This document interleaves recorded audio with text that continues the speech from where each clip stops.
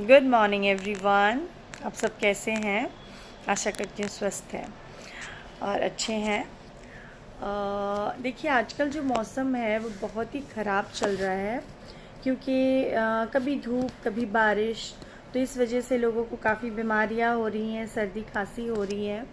तो इसीलिए आप उससे बच के रहिए। आप अपने आप को स्वस्थ रखने की कोशिश कीजिए। तो आज जो वीडियो है वो है एड्स के बारे में। एड्स एक बहुत ही ख़तरनाक बीमारी है, तो हम आज बात करेंगे एड्स के बारे में। तो AIDS actually it's called the acquired immunodeficiency syndrome.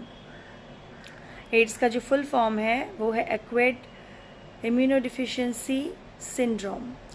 तो एक्चुअली एड्स 4 प्रकार के होते हैं। जैसे इनके 4 स्टेजेस होते हैं, जो होते हैं एक्यूट HIV इन्फेक्शन, और होते हैं asymptomatic chronic HIV infection and symptomatic HIV infection, और होता है एड्स और एडवांस्ड HIV।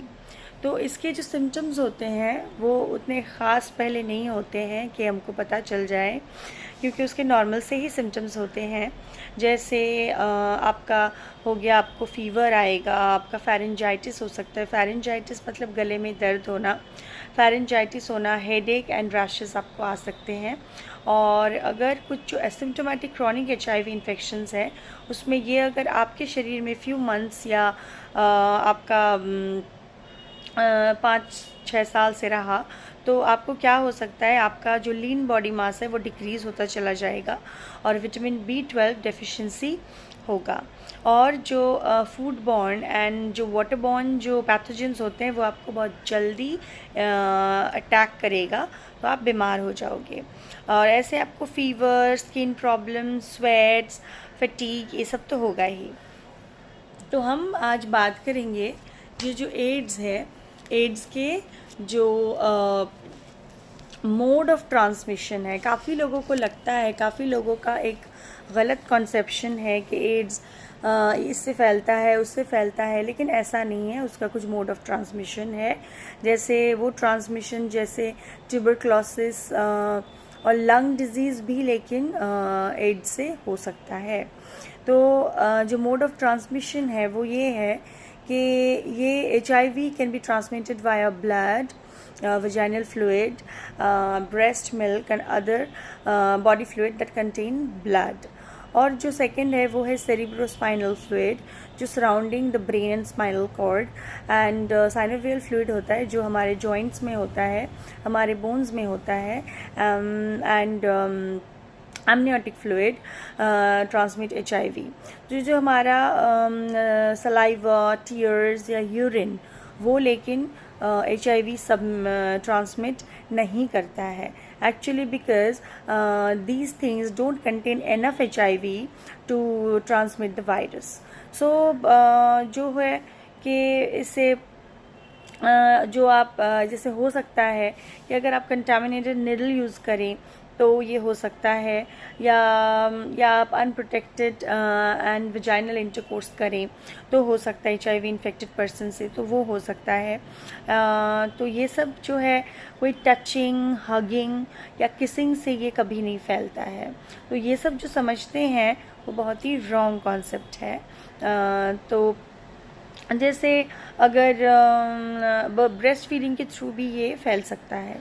तो इसके न्यूट्रिशन के लिए हम क्या करेंगे, जो HIV पेशेंट्स हैं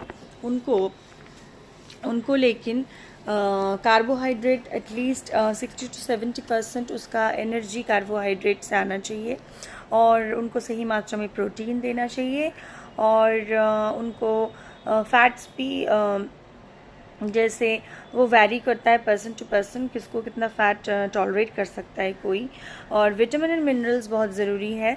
विटामिन मिनरल्स में आप उनको दे सकते हैं, जैसे विटामिन A या बीटा कैरोटीन। विटामिन A में बीटा कैरोटीन रहता है, जो है dark green leafy vegetables, oranges, और आपका हो गया fruits and liver yolk, and B vitamin में मीट, फिश, चिकन, ये सब आप खिला सकते हैं। Grains, nuts, white beans, avocados and broccoli and green leafy vegetables, ये सब आप दे सकते हैं। विटामिन सी यानी कि सिट्रस फ्रूट, वो भी बहुत ज़रूरी होता है। विटामिन ई जैसे ग्रीन लीफी वेजिटेबल्स और जैसे peanuts, nuts and seeds, selenium और जिंक भी इनके लिए बहुत ज़रूरी हो सकता है।